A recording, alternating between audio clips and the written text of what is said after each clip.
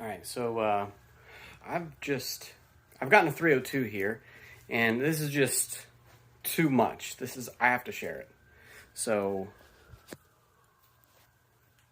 I took it apart. I was kind of just hoping to do a quick, like freshen up, not really take it terribly down, but man, I can't even talk. This is terrible.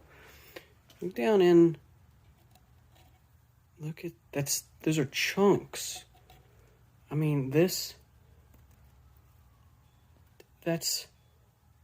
like they never did an oil change. Look, oh my God, yeah, look at this. Look at this. It's like it never had an oil change done on it. This isn't just like old oil. This is like they never changed the oil in this thing. This is a 302 from a 78. I think it was a car. It was like oh my God, dude. Oh my God. I've never in my life seen this. That's insanity. That side's not that bad. It's got like some sludge on the very bottom. But like, what is this? Why? It's like they never changed the oil. Ever. I mean, there's like crap on the bottom. Oh my God. I mean, it's pretty worn. Like, I could tell by looking at it that like it needed some love. The valve cover gaskets were leaking really heavily down onto the engine, and it had some schmutz all over it, especially down in these little valleys by the timing cover, had a lot of schmutz in it. And I figured it was coming like off the valve cover or even around the timing cover or something. But this was supposed to be like a snag it up and what in the world? I've never seen that in my life. I was just gonna grab it, convert it over to put a few parts.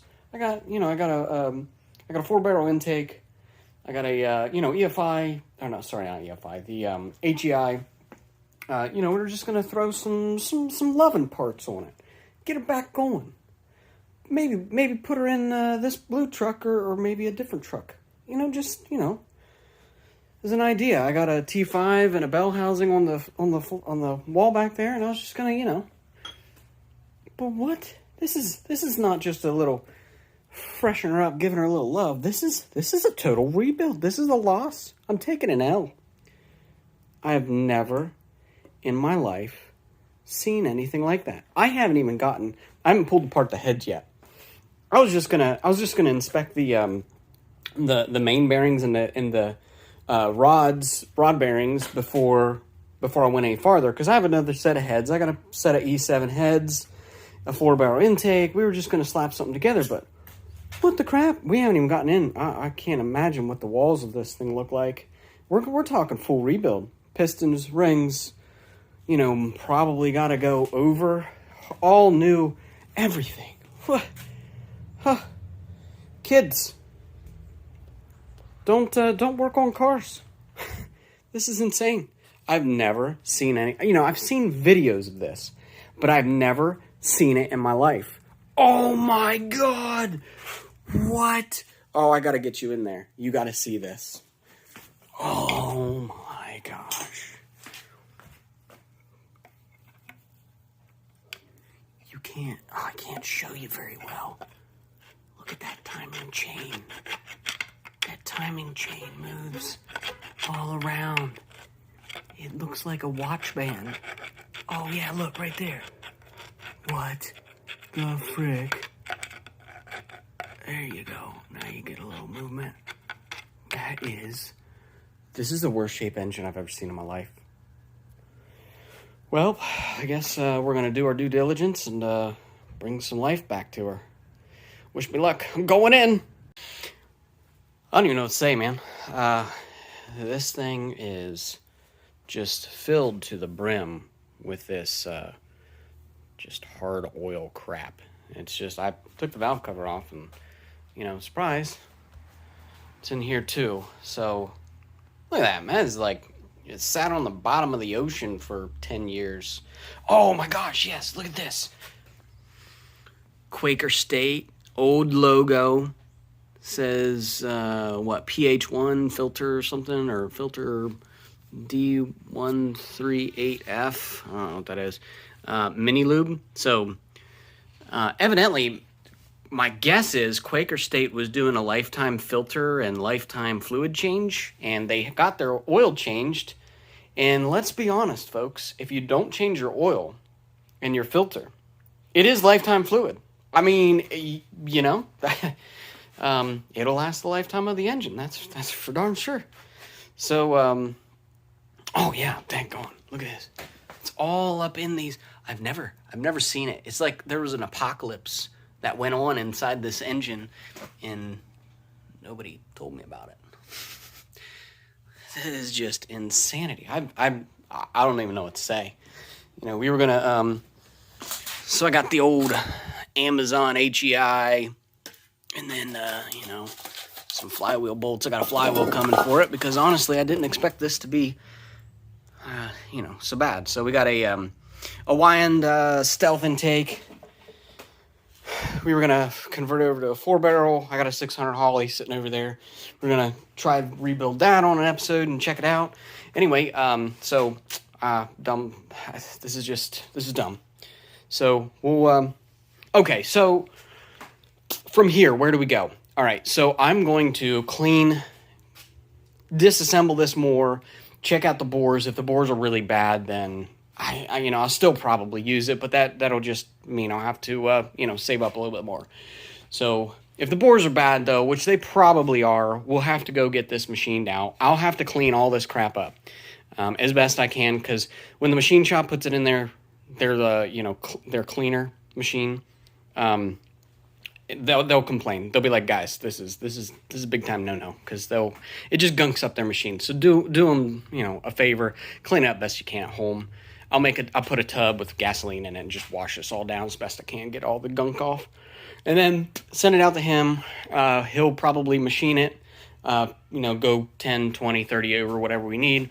We'll get a new piston kit. We still got to check out the bearings, because if they got to do bearings on the bottom end where they have to you know, turn the gosh darn it, the flywheel, jeez, the crankshaft, then you know, we'll have to get undersized bearings and all that kind of stuff. So realistically, I'm gonna fix this. It'll just take me some time. There's a lot of elbow grease, you know, involved in cleaning. This is gonna be insane. But let's be honest, none of these lifters are good. These push rods, I don't trust them. They've been probably none of this stuff has probably been properly oiled. So, like, we'll need to check all tolerances, everything, and we're gonna have to check everything. This is a full rebuild on the head. We'll have to do, take this completely, disassemble it, because we got to send it over to the machine shop and get everything, you know, baked and cleaned and tanked, because there's probably every oil drain is going to be plugged full. Everything's going to be plugged full. And if there's no oil coming through those oil galleys, we're not getting any proper oil pressure out to them or drained back to the pickup in the bottom. So it has to go up and back down. So everything's going to be plugged. So everything's going to be completely disassembled. And we'll see how far we go here. I have another set of heads. I have an E7 head sitting over there. So if this is going to be a lot of work, we might just forgo this, put it on the shelf for, you know, another day when I find this again and I have to do it.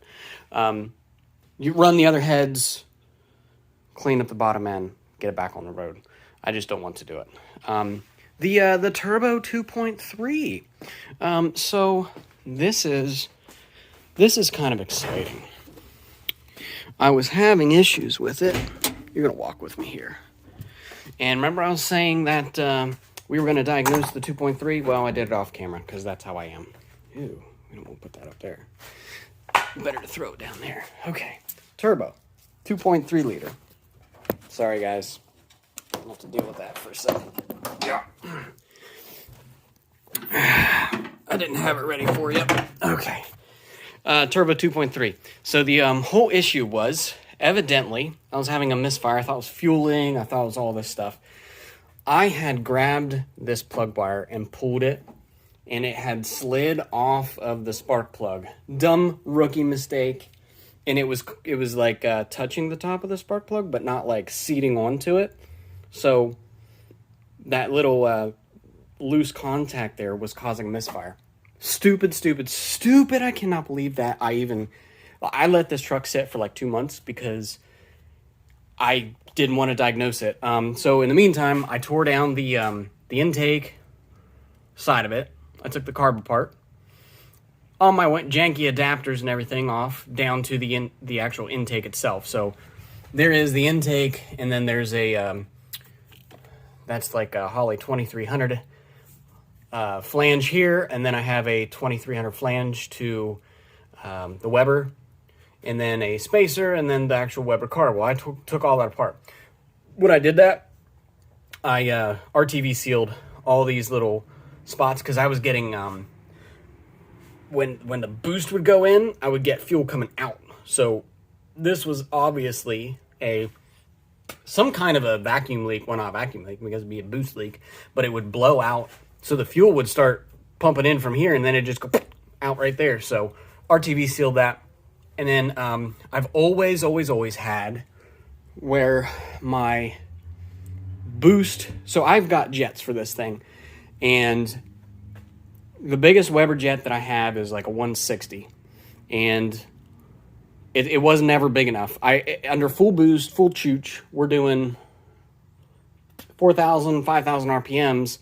The AFR gauge was going up, and the AFR would get up to like 14. Big time bad no. So I was running out of jetting. So I changed the air bleeds. So there's like 170 is the small air bleed, and then 210 is the large air bleed. And this should be a whole different episode because I'm going to tell you how these Weber carbs work. So you change the your idle air, or your basically your pilot jet. They're on these outsides here on the top, which you can get to without taking a carb apart. That's only your idle circuit, and then as you add throttle and the blades open and the vacuum disappears, it starts coming out the mains, and the mains are what controls most of your wide open throttle circuit. But there's a caveat to these. They also, as you have your mains open, they also have a venturi that adds air. So I was running the biggest main jet that I could in the smallest air jet that I could. It's called an air bleed. So that way I got the most amount of fuel through at the same time. Well, I was doing, getting up there to 14 to on my AFR gauge. Well, because I was out of jet, basically. So, and I couldn't go any smaller on my air bleeds. So today I pulled I'm going to say a Steve Dulcich or a Brule moment. I was like, you know what? We're going to make our own jet. I pulled out one of my smallest jets that I have, which are 135, and I went to my decimal drill bit set, and I have 1.5 millimeter and 2.0 millimeter. That's pretty big. And when this is huge. And I was like, okay, my 1.5 fits really loose in my biggest jet that I have, the 160s. And I was like, I'm going to drill out my smallest jet that I have to 2 millimeter and throw it in and try it. And then at the same time, I was going to add my biggest air bleed. So like that way I'm getting a large amount of fuel, but I'm also adding a large amount of air too at the same time, which is that's kind of how you fine tune your jet. So when you get to, say if I needed more fuel, I just add a smaller and smaller and smaller air jet, and that way we really fine-tune your jetting. Anyway, so to say all that, I went from 13.8 at wide open throttle at 4,000, 4,500, 5,000 RPMs. I went from 13.8 to exactly 12.8. When 12.8 is that's like the chef's kiss. So I was completely happy. The truck runs so good. I even dialed in a couple more degrees of timing because I'm just feeling a little spicy, and it is phenomenal. The truck runs great. It's still turd compared to a 302, but it still runs really good. I'm very happy.